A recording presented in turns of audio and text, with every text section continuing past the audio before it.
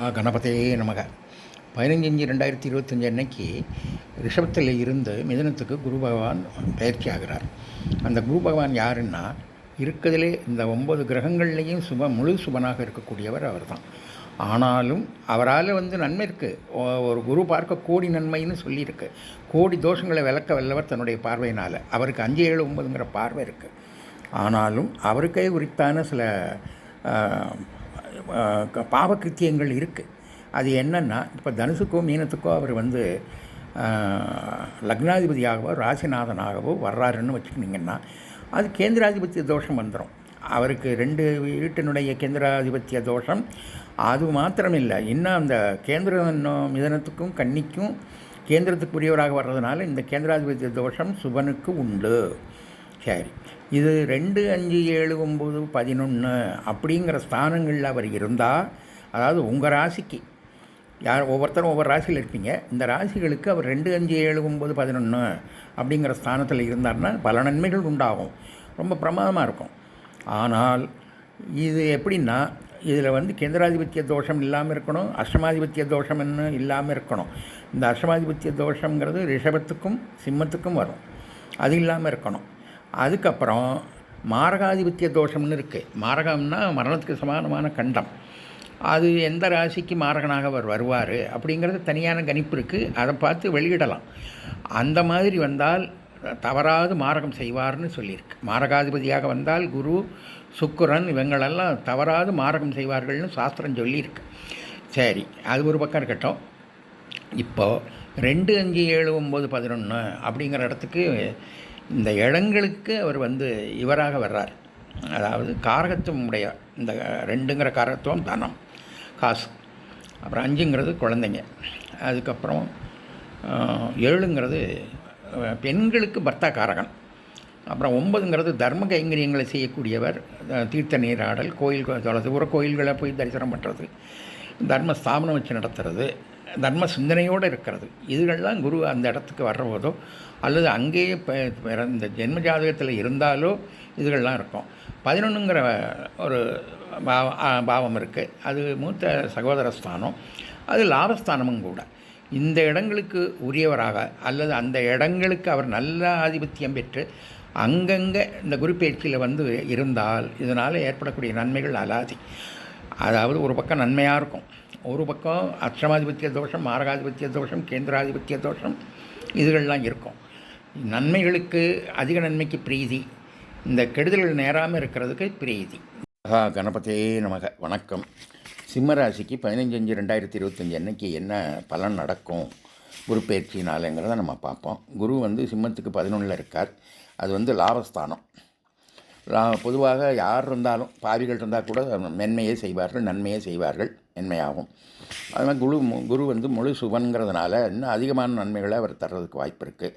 அவருடைய தன்னை 5ஆம் பார்வையால் 3ஆம் இடத்தை, சிம்மத்துக்கு 3ஆம் இடமான துலாத்தை பார்க்குறார். அப்படி பார்க்குறதுனால தன்னுடைய இளைய சகோதரத்தினால நன்மைகள் உண்டு. ஆணோ பெண்ணோ அவர்களால், தனக்கு கீழே பிறந்தவர்கள்னு வச்சுக்கணும். அதை மூத்தவர்கள் இல்லை. இது ஒரு நன்மை அல்ல. மூத்தவர்களாலேயும் நன்மை உண்டாகும். ஆனால் அது ஒரு கட்டுக்குள்ளே இருக்கும். இதுவும் அப்படி தான். இது கொஞ்சம் பகைஸ்தானம் தான். பகைஸ்தானத்தில் முழுசாக செயல்படாது, பார்வையினால் பலம் உண்டு, அவ்வளோதான். அப்புறம் திடம்பீரம், பராக்கிரமம், தைரியம்னு சொல்லக்கூடிய விஷயங்களில் அவர் அந்த ஸ்தானத்தை பார்க்குறதுனால மனசு திடமாக இருக்கும். வீரம், நம்ம தைரியமாக காரியங்களை செய்கிறதுக்கு உரிய வாய்ப்புகள் வரும். ஒரு இது இருக்காது. அதாவது என்ன செஞ்சால் என்ன ஆகும் அப்படிங்கிற ஒரு சிந்தனையெல்லாம் இல்லாமல் தைரியமாக எடுத்து செய்கிறதுக்கு உண்டான வாய்ப்புகள் வரும் குரு பார்க்குறதுனால. அதுக்கப்புறம் அவர் தன்னுடைய, அதாவது சிம்மத்துக்கு 5ஆம் இடமான புத்திரஸ்தானத்தை பார்க்குறார். புத்திரகாரகன் அவர். புத்திரகாரகன் புத்திரஸ்தானத்தை பார்க்குறதுனால புத்திரர்களால் மேன்மை உண்டு. புத்திரர்கள் ரொம்ப நல்லா இருப்பார்கள். ஆணாக இருந்தாலும் பெண்ணாக இருந்தாலும் அதுதான். படிப்பு, அது மேற்படிப்புக்குரிய ஸ்தானம்னு ஒன்று சொல்கிறது. 9ஐயும் சொல்லலாம், இதையும் சொல்லலாம். மேற்படிப்புக்குரிய ஸ்தானத்தை இருக்கிறதுனால அது மேற்படிப்பு படிக்கக்கூடியவர்களுக்கு ரொம்ப பலன் அதிகமாக இருக்கும். கொஞ்சம் பிரயாசிக்கு நல்ல பலன் கிடைக்கிறது மாதிரி இருக்கும். அதுக்கப்புறம் புத்திரர்கள் புத்தி நல்லா வேலை செய்யும்னு சொல்லலாம். பூர்வ புண்ணியம் வலுத்திருக்கக்கூடியவர்களுக்கு இது ரொம்ப பொற்காலம். இந்த பூர்வ புண்ணியம் வலுத்திருக்க சிம்மராசிக்காரர்களுக்கு பூர்வ புண்ணியம் இருந்தால் அதனால் பல மேன்மைகள் எல்லாம் உண்டாகும். அதாவது நம்முடைய அதிர்ஷ்டம்ங்கிறது தான் பூர்வத்தில் என்ன செஞ்சு வச்சுருந்தோமோ ஒரு பேங்க் பேலன்ஸ் மாதிரி. பேங்க்கில் நம்ம பணம் போட்டு வச்சுருக்கோம், நிறைய இருக்குது, நம்ம எப்போ வேணாலும் எடுத்து செலவழிக்கலாங்கிறது மாதிரி இருக்கும். அது மாதிரி தான் பூர்வ புண்ணியம். பூர்வ புண்ணியங்கள் பூர்வ ஜென்மாந்திரங்களில் செஞ்சு அதிகமாக இருந்தால் அந்த பலன்கள் எல்லாம் வெளிப்படும், இப்போ செயலாக வரும், அதிர்ஷ்டமாக உண்டாகும். இது அவர்களுடைய தனிப்பட்ட ஜாதகங்களுடைய ஒரு வலுவையும் நம்முடைய ஜென்மாந்திரங்களில் செஞ்ச பூர்வ புண்ணியங்களுடைய வலுவையும் பொறுத்த விஷயம். அதுக்கப்புறம் அவர் தன்னுடைய 9ஆம் பார்வையால் 7ஆம் இடத்தை, சிம்மத்துக்கு 7ஆம் இடமான கும்பத்தை பார்க்குறார். இது இந்த சிம்மத்துக்கும் கும்பத்துக்குமே ஒரு 7ஆம் பொருத்தம்னு சொல்கிறது. அதாவது சிம்மத்துக்கு கும்பம்னா கடகத்துக்கும் அப்படித்தான், இது சிம்மத்துக்கு வச்சுக்குவோம். இப்போ சிம்மராசியை பற்றி பேசுறதுனால சிம்மத்தை பற்றி சொல்லுவோம். சிம்மத்துக்கு நேர் 7ஆம் இடம்ங்கிறது கும்பம், அது சனியினுடைய வீடு. இது சிம்மங்கிறது சூரியனுடைய வீடு, 2 கிரகங்களுக்கும் பகை. அதனால இந்த சிம்ம ராசிக்காரர்களுக்கு கல்யாணம் ஆகிறதுங்கிறது கொஞ்சம் பிரயாசையில் இருக்கும், ரொம்ப பிரயாசம் பண்ணணும். ஆனால் இந்த இடத்துல குருவை பார்த்துடுறார். பெண் ராசியாக இருந்தால் சிம்மம் பெண் ராசிக்காரர்களுக்கு அது பர்த்தா காரகன் அப்படிங்கிறது, பர்த்தா காரகன் குரு, அவர் அந்த இடத்தை பார்த்துடுறார். அதனால் கல்யாணம் ஆகாமல் தேங்கி கிடந்த பெண் ஜாதகர்களுக்கு இப்போ கல்யாணம் ஆகிறதுக்கு உண்டான வாய்ப்பு இந்த வருஷத்தில் பிரகாசம். சரி, ஆண் ஜாதகர்களுக்கு இருக்குன்னா அந்த கும்பம்ங்கிறது 7ஆம் இடம், தன்னுடைய மனைவியை மனைவிக்குரிய ஸ்தானம்னு வச்சுக்கலாம்.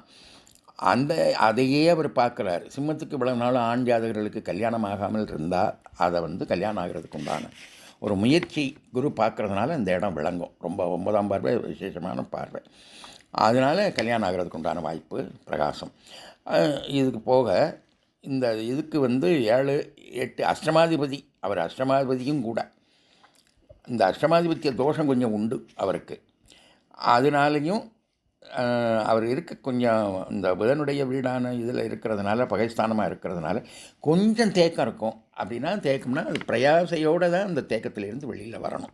கொஞ்சம் முயற்சி, சும்மா இலகுவாக வந்தது எல்லாம் அப்படிங்கிறது மாதிரி இல்லாமல் கொஞ்சம் பிரயாசம் பண்ணணும். பிரயாசம் பண்ணால் அதிலிருந்து நல்லா மீண்டு வர்றதுக்கு உண்டான இந்த காரியங்களெல்லாம் நல்லா நடக்கிறதுக்கு உண்டான வாய்ப்புகள் ரொம்ப பிரகாசமாக இருக்குது. சரி, அம்பாள் அனுக்கிரகம், குரு பிரீதி பண்ணிட்டா அந்த பலன்கள் ஒட்டுமொத்தமாக நமக்கு, அதாவது முழுசான பலன்கள் கிடைக்கிறதுக்கு அது ஒரு பெரிய வாய்ப்பு. அது குறிப்பாக எல்லா ராசிக்காரர்களும் குரு பிரீதி பண்ணணும். ஒரு கிரகம் ஒரு வருஷத்துக்கு வருஷாதி கிரகம்னு பேர், குரு சனி ராகு கேது எல்லாம் நீங்கள் பிரீதி பண்ணணும். மிச்ச கிரகங்களுக்குன்னா ஒரு மாதத்தில் மாறிடும், 40 நாளில் செவ்வாய் மாறிடுவார், அதில் தெரியாது. இது ஒரு வருஷம் இருக்கும்போது நமக்கு அதை ரொம்ப கடுமையாக தெரிகிறதுக்கு உண்டான வாய்ப்புகள் அதிகம். அதனால் இது பிரீதியை பண்ணுங்க.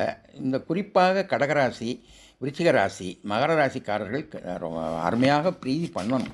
அப்போ தான் அந்த முழு பலன்கள், ஏன்னா ராசிக்கே அவர் விரயத்தில் 6, 8, 12 அப்படி இருக்கிறதுனால அந்த பலன்கள் மறைவாக இருக்கும்போது இந்த முழு பலன்களை நமக்கு கிடைக்காது. பிரீதி பண்ணிட்டீங்கன்னா குருவனுடைய அனுக்கிரகம் உண்டாகும்.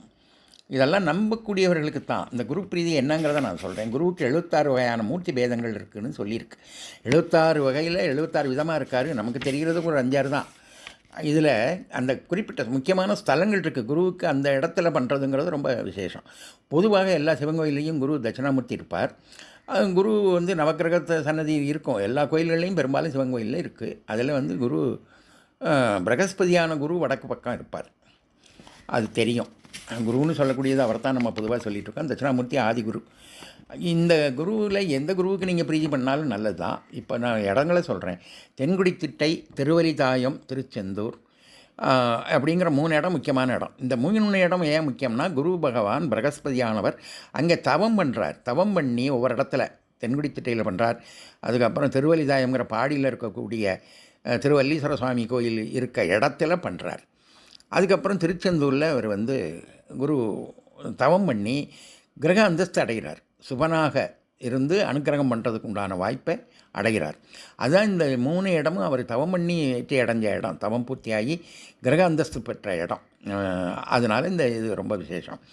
ஆலங்குடி குருவுக்கு ஒரு தனி மகிமை இருக்குது. ஆலங்குடி குரு எப்படின்னா எல்லாருக்கும் தெரியும். குரு பிரீதி அந்த குரு பயிற்சிக்கு நீங்கள் எல்லோரும் பெரும்பாலும் போயிருப்பீங்க, கேள்விப்பட்டிருப்பீங்க. அந்த இடத்துல அங்கே ஏற்பட்டு அங்கே வச்சுருக்கக்கூடிய யந்திர பிரதிஷ்டையினால் அந்த ஸ்தலத்து குருவை இது பண்ணும்போது, ஆராதிக்கும்போது, இந்த சிவன் எப்படி விஷத்தை சாப்பிட்டு ஒரு முகூர்த்த காலம் அதுக்கு கட்டுப்பட்டு மயங்கி இருந்தாரோ, அது மாதிரி விஷத்தை சாப்பிட்டு விஷம்னா நிஜமான விஷம்னு சொல்ல வரல.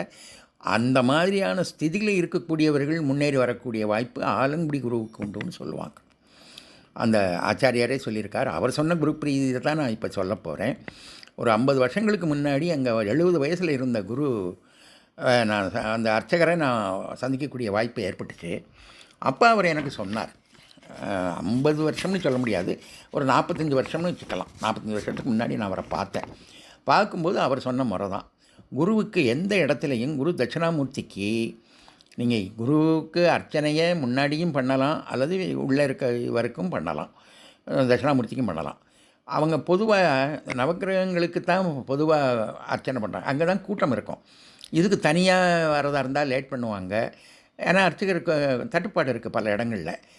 அங்கேயும் பார்த்துக்கணும், இங்கேயும் பார்க்கணும், மூலஸ்தானத்தையும் பார்க்கணும்னா அது கொஞ்சம் சங்கடம். இவங்க பார்க்குறாங்க, கொஞ்சம் தாமதத்தில் தான், சில இடங்களில் அந்த மாதிரி இருக்குது. அதனால் இந்த அர்ச்சனைக்கு நீங்கள் எங்கே வேணாலும் பண்ணலாம். இப்போ திட்டைகள் எல்லாம் முன்னாடி தான் குருவுக்கு பண்ணுவாங்க, அங்கேயும் பண்ணுறவங்க இருக்காங்க. சரி, நான் விஷயத்துக்கு வரேன். மூலஸ்தானம் நீங்கள் அர்ச்சனை பண்ணிவிட்டு உள்ளே போய் மூலஸ்தான சிவலிங்கத்தை கும்பிட்டுட்டு பிரதட்சணம் வர்றபோது கோஷ்டத்தில் தெற்கு பக்கத்தில் தட்சிணாமூர்த்தி இருப்பார். அந்த தட்சிணாமூர்த்திக்கு நீங்கள் அதை கும்பிட்டு உங்களுடைய வேண்டுதலை வச்சுக்கோங்க. அதாவது வேண்டுதல் விஞ்ஞாபனம்னு பேர். விஞ்ஞாபனம் நம்முடைய அந்த சங்கல்பம்னெல்லாம் சொல்லிக்குவாங்க. அவங்க பண்ணால் சங்கல்பம், நம்ம வேண்டுதல் விஞ்ஞாபனம்னு வச்சுக்கோங்க. உங்களுடைய வேண்டுதல் கல்யாணம் ஆகிறது, குழந்தை உண்டாகிறது, எந்த காரியத்தையும் சுபகாரியங்கள் பூராத்தையுமே குருக்கிட்ட வைக்கலாம். இதை நீங்கள் ஒரு வேண்டுதலை வச்சுவிட்டு அப்படி பிரகாரம் வர்றது, குருபியோ நமகான்னு சொல்லிக்கிறது. சொல்லி மறுபடியும் மூலஸ்தானத்தை கும்பிட்டுட்டு இப்படியே நீங்கள் வந்துடணும். இது வர்றபோது ஒரு சுற்றுன்னு கணக்கு வச்சுக்கோங்க. இந்த குரு தட்சிணாமூர்த்தி கோஷத்தில் இருக்கக்கூடிய தட்சிணாமூர்த்திகிட்ட வர்றபோது ஒரு சுற்று. அந்த ஒரு சுற்றில் என்ன பண்ணணும்னா, ஒரு விளக்கு அகல் கொண்டு போங்க. 24 அகல், 24 திரி, 24 அதாவது எண்ணெய் கொண்டு போங்க. இது 24 அகல் இருக்கிற மாதிரி கொண்டு போங்க. திரி கொண்டு போயிருங்க, தீப்பெட்டி கொண்டு போயிருங்க. ஒரு ட்ரேயில் வச்சு கொண்டு போனீங்கன்னா அந்த ட்ரேயிலே வச்சு காற்றுல அணையாமல் ஒரு விளக்கு ஏற்றுறது. சுவாமிக்கு முன்னாடி சுடர் தீபம் அவரை பார்க்க இருக்கிறாப்பில் வச்சுக்கிட்டு ஒரு நமஸ்காரம் பண்ணி எந்திரிக்கிறது. இப்படி 2வது சுற்று. இப்போ தம்பதிகளாக இருந்தால் 2 பேருமே அங்கே கும்பிடணும், ஒத்தாப்பில் வேண்டிக்கணும், பிரித்து வேண்டக்கூடாது. பொதுவாக தம்பதிகளுக்கு வேண்டுதல் என்னவாக இருக்கும்? பொதுவான வேண்டுதல் குழந்தை பாக்கியமாக இருக்கும். இந்த குழந்தை பாக்கியங்கிறத நீங்கள் அங்கே 2 பேரும் ஒத்தாப்பில் இருந்து 2வது சுற்று மறுபடியும் ஒரு விளக்கேற்றுறது, நமஸ்காரம் பண்ணுறது. 3வது இப்படி 24 பிரதட்சணம் பண்ணிவிடுங்க. பண்ணிவிட்டு அதுக்கப்புறம் நீங்கள் கோஷ தேவதைகளை கும்பிட்டு வாங்க. இவர் இருப்பார் சண்டீஸ்வரர்கிட்ட ஈஸ்வர தரிசன பலன் கேட்டுக்கிட்டு அப்போ கொடிமரத்தில் நமஸ்காரம் பண்ணி எழுந்திரிச்சிங்கன்னா இந்த பிரீதி முடிஞ்சு போயிடும். இந்த பிரீதியை நீங்கள் பண்ணி வர்றது மூலமாக இது இந்த இடம் சொன்னேன், 3 இடம் சொன்னேன், ஆலங்குடி சொன்னேன், இப்போ மேதா தட்சிணாமூர்த்தின்னு மயிலாடுதுறையில் சொல்லியிருக்கேன். இப்போது இந்த திருக்காட்டுப்பள்ளியில் இருக்கக்கூடியவர்களுக்கு அங்கே ஒரு குரு இருக்கார், ஒரு விசேஷமான குரு. திருவாலம்பொழில்னு 2 குரு இருக்கக்கூடிய ஸ்தலம் இருக்குது. ஆனால் கோயில் முன்ன பின்ன திறந்துருக்கிறதுனால உங்களுக்கு அதெல்லாம் சிரமம். இது ஏன் சொல்கிறேன்னா, அந்தந்த வட்டாரக்காரர்களுக்கு உகந்ததாகத்தான் சொல்கிறேன். திருவல்லீஸ்வர சாமி பாடி, மெட்ராஸ் பாடியில் லூக்காஸ் டிவிஎஸ்க்கு எதிர்த்தாப்பில் கொஞ்சம் தூரத்தில் இருக்குது இந்த கோயில். இதுகளெல்லாம் நீங்கள் பண்ணுங்கள். இந்த பிரீதியை குரு வியாழக்கிழமை குரு ஓரை கிடைக்குமான்னு பாருங்கள். குரு ஓரைனா காலை ரொம்ப ஏழியராக இருக்கும், மத்தியானம் குரு ஓரையில் கோயில் சாத்திடுவாங்க, நைட்டுக்கும் அந்த மாதிரி தான். அதனால் குரு ஓரை கிடைக்கல, செவ்வாய் ஓரை அதுவும் கிடைக்கல, உங்களுக்கு சூரிய ஓரை. ஆனால் கூடிய வரை வியாழக்கிழமையாக பண்ணுங்கள், இல்லை ஞாயிற்றுக்கிழமை பண்ணுங்கள். குரு ஓரையில் நீங்கள் பண்ணுறதுக்கு உண்டான வாய்ப்புகள் இருக்கும். இதுகளெல்லாம் பண்ணிங்கன்னா பலன் நழுவி பாலில் விழுகும். இந்த குருவினுடைய பயிற்சி உங்களுக்கு எவ்வளவு அதிகுன்னதமாக இருக்குங்கிறத இந்த பிரீதியை செஞ்சு நீங்கள் அனுபவித்து பாருங்கள். அம்பாள் அனுக்கிரகம்